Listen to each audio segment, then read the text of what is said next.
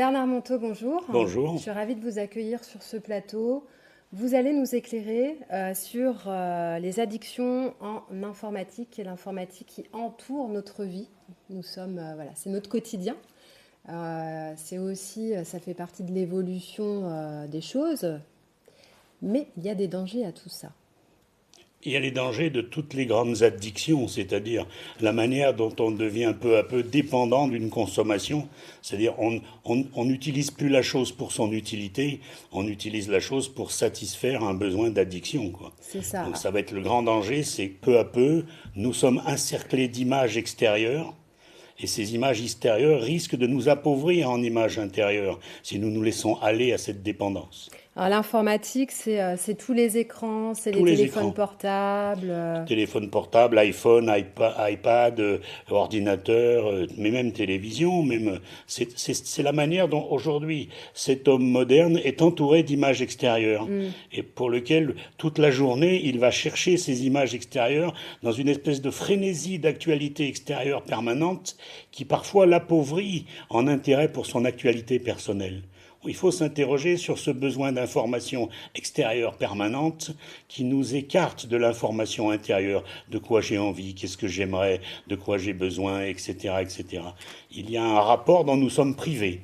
Vous avez des chiffres, par exemple, Ah, il y a des chiffres qui sont impressionnants, énormes que nous disons énormes. dans les conférences que nous faisons en ce moment, c'est-à-dire par exemple, il faut savoir qu'un occidental consulte en moyenne 210 fois par jour son téléphone portable.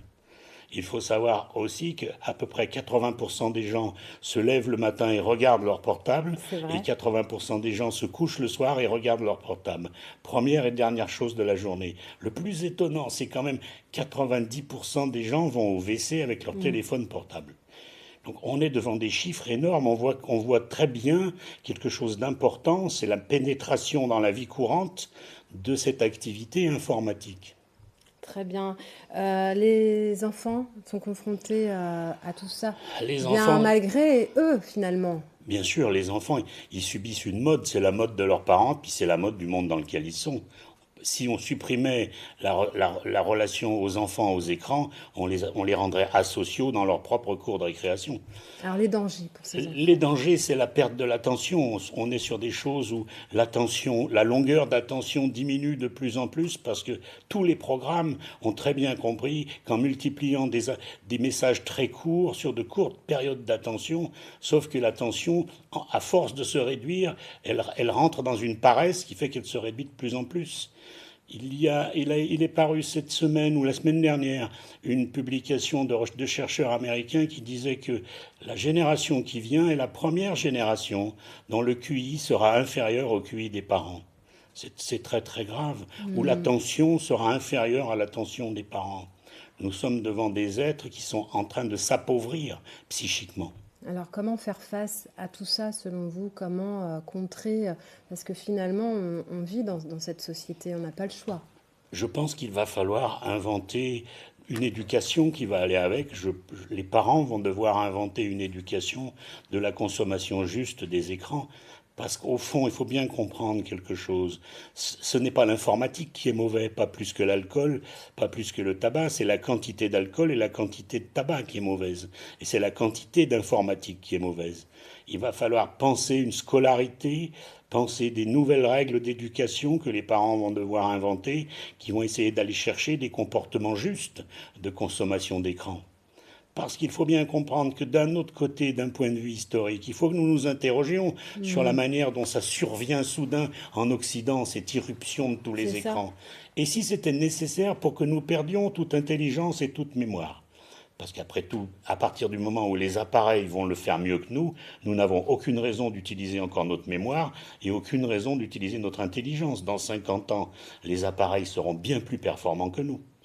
On peut s'imaginer qu'un homme qui aura perdu son intelligence et sa mémoire, il va lui rester deux destins. Ou il va être un zombie devant ses écrans, où il va être quelqu'un qui va réveiller d'autres fonctions qui étaient pour l'instant étouffées par la fonction intelligence et la fonction mémoire. Est-ce qu'on peut imaginer que peut-être tout ça se fait pour le réveil d'un homme inspiré, pour le réveil d'un homme qui va se réveiller à d'autres aptitudes, l'aptitude à l'inspiration créatrice, artistique, l'aptitude à l'inspiration religieuse, l'inspiration spirituelle, l'aptitude à tout ce qui va arriver en lui sans mémoire et sans intelligence. Donc pour vous, c'est vraiment un rendez-vous historique Moi, finalement. je pense que c'est un grand rendez-vous historique, mais qu'il va nous falloir gérer le virage d'un point de vue éducatif dans les écoles, et puis gérer le virage d'un point de vue éducatif à la maison. Je veux dire, les parents vont avoir un rôle Bien sûr. pour apprendre aux enfants à se servir des écrans d'une manière non pathologique. Donc il y a quand même ne pas complètement avoir peur de tout ça. Justement, il y a quand même des points Je positifs. pense que c'est tellement soudain que C'est nous ça. sommes complètement déboussolés, que nous sommes à table avec des amis et que nous consultons sans arrêt notre appareil. Il faudrait peut-être qu'on prenne l'habitude éthique de les laisser dans nos manteaux pour quand on mange avec nos amis, manger vraiment avec nos amis. Il y a des petites habitudes éducatives à mettre en place, sinon l'appareil est plus fort que nous. Vous serez demain en conférence à Châteauroux et justement vous allez pouvoir éclairer les gens. Ça sera à 19h30, il me semble, à la Maison des Associations, à partir de 19h30. Et vous donnez votre conférence aussi avec l'aide d'images chocs, de De films, chiffres. de chiffres, nous amenons tout un tas de matériel de réflexion et puis nous interpellons le public en les renvoyant à leur propre consommation. Parce que le pire de cette addiction, c'est qu'on ne se rend pas compte qu'on est dans l'addiction.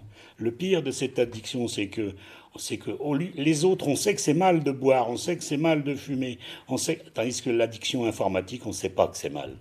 Est-ce que vous allez écrire un livre justement Je suis en train de finir un livre sur ce sujet, sur ce oui. sujet, ouais. Sur la manière dont il sera nécessaire de réveiller l'homme inspiré, l'homme qui a besoin de cette inspiration vitale pour pouvoir être libre devant les écrans. Sinon, nous allons être des esclaves devant les écrans. Eh bien, on va conclure sur cette très jolie phrase. Merci d'être venu nous voir dans nos studios. Merci à vous.